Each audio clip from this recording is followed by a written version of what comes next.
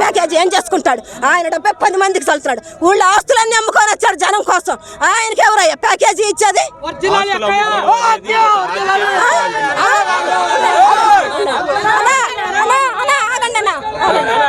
చెప్పండి. ఆస్తులు అమ్ముకోవడం అనేది ఇది ఒక రాజకీయ ట్రస్ట్ అంటున్నారు. అంత అబద్ధం ఆడాల్సిన అవసరం లేదు. ఆయన ఒక సినిమా తీస్తే పడేస్తాడు వాడిచ్చే ప్యాకేజీ. ప్రజలకి ఏంటంటే నలుగురు 4 చేతులు అందించి జనానికి మంచి చెయ్యాలా అన్న ఒక్క దానికోసమే చెయ్యి పొత్తు కలిపాడు. కానీ వీళ్ళు ఏదో ఇస్తే వాడు ఆయన ఒక్క సినిమా, మా అన్న ఒక్క సినిమా తీస్తే పారేస్తారు కొన్ని కోట్లు. పొరపాటు. పేదింటి సొంత కళ నెరవేర్చామని చెప్తున్నారు. ఇది ఎంతవరకు? ఎవరు?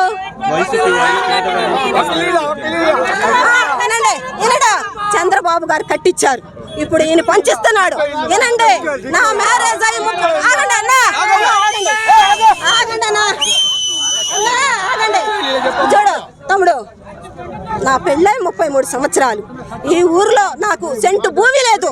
ఎన్నిసార్లు అప్లికేషన్ పెట్టినా నాకు సెంటు స్థలం, ఇప్పుడు ఈ పదవి వచ్చిన తర్వాత జగనన్న పదవి వచ్చాక ఎన్నిసార్లు నేను అప్లికేషన్ పెట్టినా నాకు సెంటు భూమి పీలేకపోయాడు. ఒక్క పథకం నాకు చేరలేదు. పెన్షన్ వస్తుంది నాకు ఒక్కటే నేను అందుకుంది అయింది.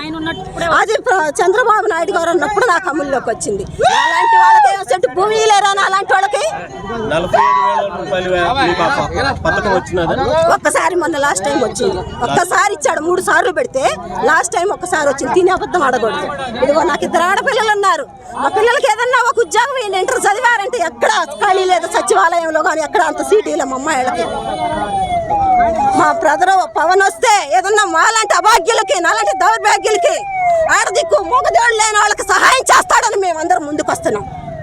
అంతేగాని వీళ్ళు ఇచ్చే ప్యాకేజీలు మన ఒక సినిమా తీస్తే కూడా కాలు కోటికి కూడా సమానం కాదు. నువ్వు ఇచ్చే ప్యాకేజీ ఇంకొకసారి ఎవరు కూడా ప్యాకేజీ గీకేజీ ఆయన చిన్న పరిస్థితి మాత్రం మర్యాద పడదు ఎవరికైనా.